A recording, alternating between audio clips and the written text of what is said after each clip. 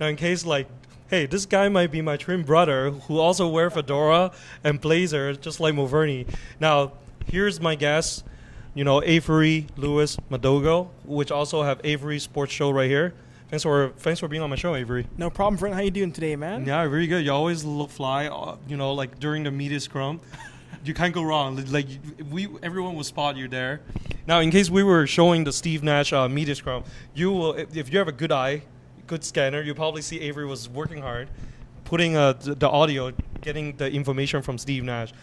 Now, you told me that long time ago as a kid, you already started having a sports show, and you're from Edmonton's base. Now That's you're in correct. Toronto. So tell the viewers more about how you got started and what got you interested as a kid to have your own sports shows. Well, for years and years and years, I've always been a very big sports fan. My dad was into sports. My parents are both very big sports fans. Most families love sports. And I wanted to always be in sports media. My original goal was to be an NBA player, but as you can tell, that didn't work out. Hey, some people have a late growth, man. So you can inject some growth hormone. Who knows? It's true. Hey, Muxy Bogues makes all NBA, dude. Yeah, 5'3", shortest player in league history. Okay. So anyway, I was 15 years old, and I was on the internet wondering, how can I host my own sports show? So I Googled one day, how to host your own sports show on blogtalkradio.com. I was like, I can do this easily I saw the site, Blog Talk Radio.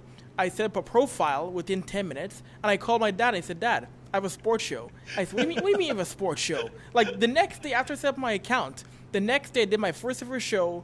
It was 60 minutes, nonstop of me talking, and that's now grown into me just doing, 3-4 minute videos. Do you say 1-6 or 6-0? 6-0. The first episode was 60 minutes, no commercials, just nonstop talking, and I had 2 callers who called in. You actually have a telephone line for this? I used to, yes. I used to have one, yeah. So you were telling me at the age of 15 and 16, people would go and play Game Boy or PlayStation. You decided to go on Google and research about it, and you even have your telephone line. Yeah. Okay, wow. Yeah. Were you surprised that people actually call, or you were? A little bit, yeah. I was a little bit surprised when people first started calling in, but what I realized, there are sports fans everywhere around the world. And then at school, when my friends at high school found out, they all started calling in. And then I got athletes on my program. I got athletes from the NFL, NHL, Major League Baseball. Then my friends were all like, wow. And then that grew. And at 17, I had an internship at 17 with CTV Sports Edmonton. So I was on CTV News in Edmonton at 17 doing NHL playoff predictions on the 6 o'clock news. Wow, you already got the primetime spot. Yeah. Wow, so what kind of sports that really interest you? For my 2 favorite ones, hockey and basketball, but I cover all sports. I've covered football, soccer, lacrosse. I've covered cricket. I've covered Olympic sports. I've covered everything. If there's a sport out there, it's probably been featured on my website, averysports.com, or on an Avery Sports Show podcast. Now, you said when you first started, where was your location of your studio or your show? In my mom's basement, actually. Okay. Yes, in our basement. On the show, it's gone from being in the basement to having my own office here in Toronto. Wow. But we've traveled around. We've done Avery Sports Show episodes in Edmonton, in Toronto, in Los Angeles, Chicago, Quebec City, Regina. Yeah, we've done shows all across North America. Now, who was your first athlete that you interviewed? First ever athlete was Ricky Ray from the Edmonton Eskimos, now the Toronto Argonauts. Right. When I got my media pass for the Eskimos, he was my first pro interview. Really nice guy, really polite guy, quiet, but you know what? He gave me time to talk to him in the locker room, and it was awesome. Now, Avery, when you were at 16 going into the locker room, where you already have this look, fedora and blazer, or you kind of evolutionized your kind of look as time goes on? That was already there. It's funny because the blazer and fedora came way before I got into sports media. I always thought the look was really cool because if you see in sports, head coaches in football and in hockey, they stood on the bench or stood on the sidelines wearing a fedora and a blazer. And I thought when I was 13 years old, that's a really cool look. I want that. So when I was 14 years old, I started wearing that to go to school, to go to different events. Because I went to a Christian school, and we used to do choir events. So I would go and sing in our school choir in my blazer, my fedora. And then I always knew that it was a look in sports that was around forever and ever. So I figured, you know what, hey, bring back an old school look, because when I first started doing this, no one in sports had worn the fedora and blazer. It was a very retired look. No one thought of ever bringing that look back into sports media. So now, Avery, walk us through the experience of your first athlete in an Eskimo locker room. Now, a lot of these media people are adults or in their mid-age. How did most of people react when they see a fedora guy, 16-year-old, a kid coming in? What was that experience like for you? Oh, wow. The first day, Edmonton Eskimos game. It was the Eskimos preseason game against the Saskatchewan Roughriders in 2009. I walked in, and literally everybody's head in the press box turned like, who's this? Like, I don't know if they thought I was coming in for a tour or whatnot, but then they saw me, sit down, pull my notes out, and stay for the entire game and come into the locker room with them. I mean, some media guys were like, forget this kid. But the majority of them came over and introduced themselves to me, and they were really nice about it. That's nice. Yeah, I actually got similar experience as you. Like, sometimes when you go to the locker room, people are like, who is he? Is he in the wrong room? Yeah. Blah, blah, blah. Hey, and also, does he know sports? And the moment you do your things professionally, people really give you respect, and they really encourage, and they see that you're working hard. Everybody works hard in the industry. But when you apply for the media and you got in, what was that feeling like? It was just pure euphoria. Like, when I was first told by Eskimos, you have a media pass, I couldn't believe it. I was jumping up and down for joy, because that was something that for years, that was something that meant you were in. You are now truly a media member when you have that kind of access for the first time. Now, do you prepare questions ahead of time, or do you go with the flow? And during the media scrum, what was it like for you? How's your game? It really depends. Like, the first time I went in, I didn't have any real prepared questions. But, as time went on, I would go in, I'd write down about 3 or 4 questions for different players, different coaches. But you learn that, before a game, your questions after a game may not apply. So you may have to change things. Or, you may go in with your preset questions, and it may no longer be relevant. So, it all depends on the situation and where you're going in. So, do you get any, goosebumps and your nervousness when you're first interviewing these athletes? When I first did, 110%, interviewing Ricky Ray, interviewing guys from the NFL, NHL, like I know, my first really big interview in international sports was Warren Moon, the former NFL quarterback. He's a CFL legend. I went to Canton, Ohio to interview him, and he was in the Hall of Fame already. And I got goosebumps because I interviewed him, and it was just myself and him. Warren Moon is a football icon, and the fact that, he would take time out to do interview with me alone was really intimidating, but, it was really cool to talk to him. Now you're in Toronto now, right? Yes. So what other sports that you covered recently or that you're planning to in Toronto, I've been here for about, I want to say 7 months. I live here part-time for 7 months, and I've covered Toronto FC. I've covered the Toronto Marlies. Those are my 2 main sports. And next week, I will be covering the women's under 20 Women's World Cup. Nice. Now, would Christine Sinclair be part of the team, or? And next year's World Cup. Yeah, she'll be here for next year's World Cup. Now, can you tell us, the audience, through your experience in Edmonton media and Toronto media, what was the biggest difference you see between the 2 media?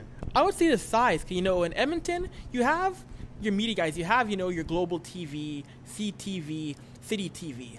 And, those are the main guys you have. You get to know those guys, and it's pretty well and fine. But coming to Toronto, my first experience with Toronto media, when the NHL lockout was happening, I covered a charity hockey event, a charity NHLPA event. And that was my first time being in media scrums, and I saw Sportsnet, The Score, TSN. That was interesting because a friend of mine, he told me you can't just go in and ask your questions because, there's a pecking order. And you don't want to offend guys from TSN or Sportsnet. And I was like, whoa, this is the big city now. I'm really in it now. So do you feel that there's a certain order, or? I would say there is, because, there are certain guys who, who are respected, not just in Canada, but worldwide. And you have to let them, ask the first questions. That's to not offend people, because, if you annoy the wrong person, that can mean doom for your career. So what now, during this whole sports shows, you do it all. You have blogs, you have interviews. How quickly you turn it around, turn the product around, and how does that help you in terms of writing and all kinds of skills that you have now? when I do an article, when I go to an event or when I go to a game, I want to get my articles up there within 12 to 24 hours, at the very latest, 48 hours. Because in sports, especially in sports, people on Twitter, people on Facebook, they want their content now. Yeah, If you're getting a recap out and it's past 48 hours, who wants to read that? They've already seen the highlights on TV. They've already read all the articles. They've already heard all the audio. So I try and get that out as fast as possible. And it helps because, in media, in any media, if you're lazy, the guy behind you, he'll whip you just like that. He'll move ahead of you if you're not on the ball 110%. Now, you know what? Let's get the director, Joseph, to show some of the footage of your show so that people can see what it's like. And this video is your journey, one of your traveling to Chicago Wrigley Field. So let's check it out.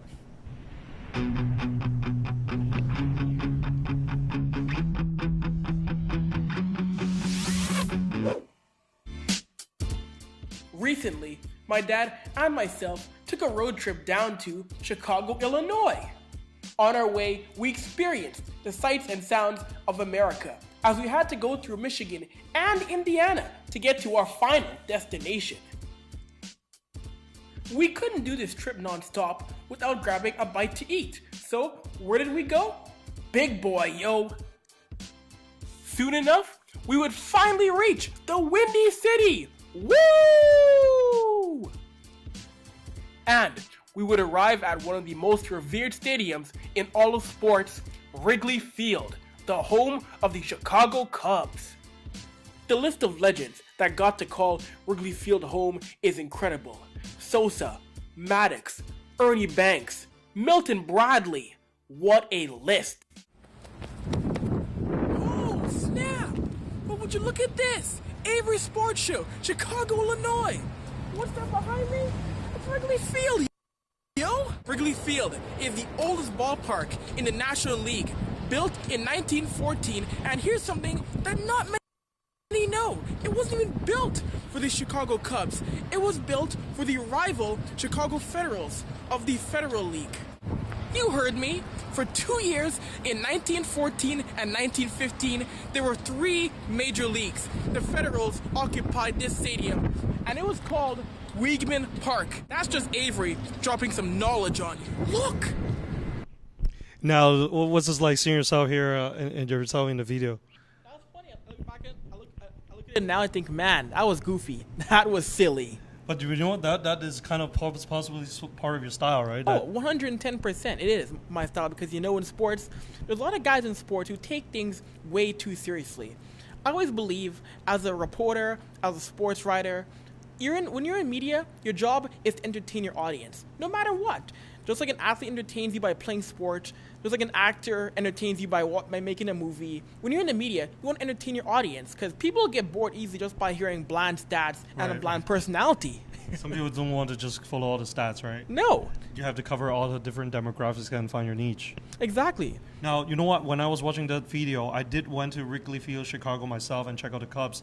But, you bring in some sort of historical because the history of information. I never knew that it was built for another team, and it was called the Federals, right? Yes. So I was like, wow, I learned something from this guy. This dude actually researched and actually found information that I would never knew, and it was a great show. Well, thank you, Vernon. Thank you, man. Now, what kind of message or positive message you want to get to the teenagers or the young one that, that would might probably see you as a role model? Because a lot of kids now will go like clubbing, partying, and PlayStation, but you actually have your own path. You actually know what you wanted, and do you also edit your videos as well? I do, yes. So you're a jack of all trades. You do everything all on your own. Yeah.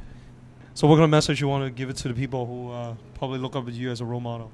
You know what? I would say, nothing is impossible. Because people may say, oh, I can never do that. You know what? If you have a camera, just go out and just talk. Just do anything. Because right now, with the way sports media is, we are our own brands. Like, you're your own brand. I'm my own brand. Yes. Like, it used to be, if you want to go out and do something like that, you have to be with the network. You have to be with the CTV, CBC, or whatnot. The way media is changing, you're your own TV station. So if you want to talk about sports, go out and do it. You like it, do it again, because it's all about content. If you believe in yourself, if you work hard enough, you will accomplish whatever it is you want to do in life. And that could be an athlete, that can be a sports host. There's no limits to what you can do with this kind of stuff. Wow, that's a lovely, lovely speech, and people out there. Hopefully, you're inspired. Now, what's next for you? What is your long-term vision goal for Avry Sports Show? Long-term goal, you know what? Getting Avry Sports Show, hopefully within the next 5 years on a station would be great, or even earlier. But when I'm older, when I'm 35, 40 years old, I would like to run my own network. I want to be that guy that can fully change media, not just sports media, because there's not enough people out there in sports media who cater to minority demographics. There's not enough people in Canadian sports media who are black and who are Asian and who have positions in power that can really impact the marketplace. Nice. And you know what? Best of luck to your career and best of luck to your dreams. And you know what? I felt that every time I see you, it's kind of like a reflection of me, because we're sharing the same dreams, same goals. And I saw you at the Steve Nash Media Scrum, and I was like, you know what? I want to have this guy on my show. Just to, sometimes like people in the same industry, I just want to prove that, people can actually work together, can be mutual, and push each other to greatness, and to share ideas, and to follow the stream through the path. And I thank you for being here, and hopefully I will be on the show sometime, and we'll talk more sports, and I will see you in a different event, a sport event. No, of course, man. You know what? Thank you. Your show was great. It's an honor to come on to your program and your studio here, man. It's really cool. Bigger than mine. Oh, you know what? Toronto Half, Joseph, director, is very happy seeing your comments right now. Hey, long weekend is coming. Check out next week who I'm going to be on my guest on my show, MoVernie Live on the show. But I'm telling you, I'm going to fill this whole entire weekend with Armin van Buuren, Iggy, and Calvin Harris. If you guys are going there, remember to say hi. If you haven't bought tickets yet, remember to check it out and get the tickets, and just go and party it up at FL Outdoor, one of the largest music festival outdoor in Toronto. And MoVernie is out of here.